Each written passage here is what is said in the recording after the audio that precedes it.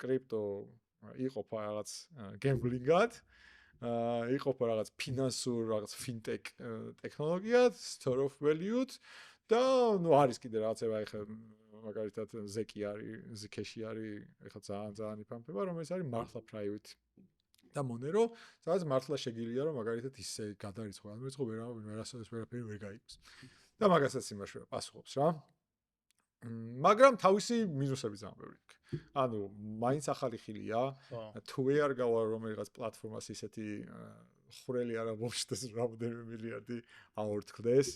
კრიპტოში არის შესაძლებელი. მაგას იძიება, ახლა სამართლებრივად მაინტერესებს. ბიჭო, ძირითადად მიდის ხოლმე ჩრდილოეთ კორეაში და აიძახეთ. არა, აზრი არ აქვს, ხო? მე შემხედია ბევრი რაც და ეხლა თუ მაგდენი გესმის, ანუ აზრი არ აქვს. ეხლა თუ რაღაც 100 მილიონი დაკარგე, შეიძლება ასე იმას აკეთე რა ქვია.